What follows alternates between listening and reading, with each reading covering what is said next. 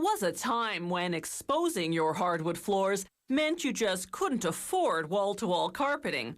Not anymore. Hardwood floors are definitely in. And today there are so many wood and stain color choices, hardwood floors can suit any decor.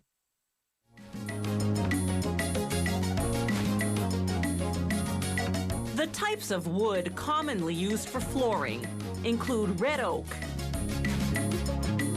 beech, maple, white oak, walnut, birch, and ash. As soon as the wood arrives from the sawmill, workers at the floor factory stack it on racks, then pile the racks floor to ceiling in a dryer that's the size of a large barn. There, large fans circulate hot air around the racks. The wood's moisture content is between 40 and 60%, depending on the season. When that drops to about 7%, the wood is ready to come out. This drying process takes anywhere from 10 days to a month. The length of time varies because some species dry out much slower than others.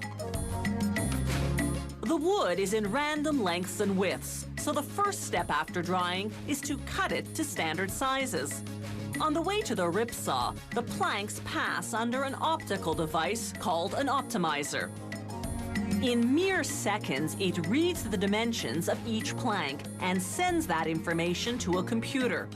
The computer calculates the greatest number of standard-sized pieces that can be cut from the plank, then guides the rip saw to cut accordingly. This maximizes the yield and limits waste. Flooring is made from medium quality rather than top quality lumber to keep prices competitive. As the pieces exit the saw, workers manually cut out any large knots or other defects, weak points at which a piece could potentially snap and jam up the equipment.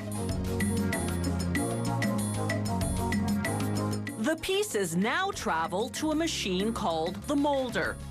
Its revolving steel knives spin at a rate of 6,000 rotations per minute, carving a tongue down one side of each piece and a groove down the other.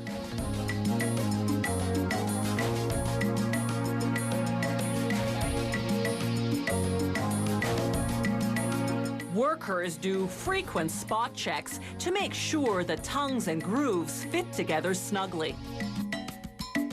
The next machine carves grooves on what will be the underside of the pieces. This is for air circulation and stability. Then, an embossed wheel imprints the words, "Made in Canada." Using cross-cut saws, workers remove any faults in the wood and divide pieces that have noticeable color variations. This is the first step towards sorting the wood by grade. Now a machine called an end matcher carves a tongue and groove on the two ends. Here's the view from inside the machine.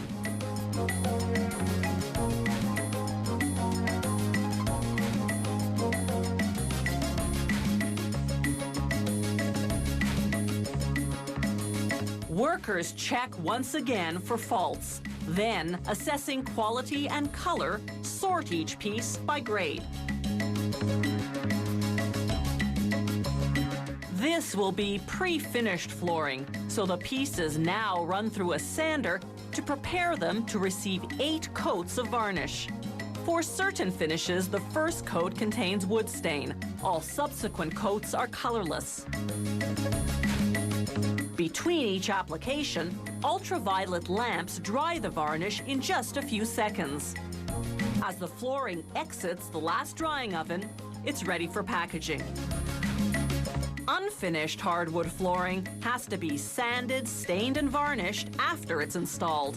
Pre-finished flooring eliminates that extra work, sparing you the dust, the drying time, and the smell.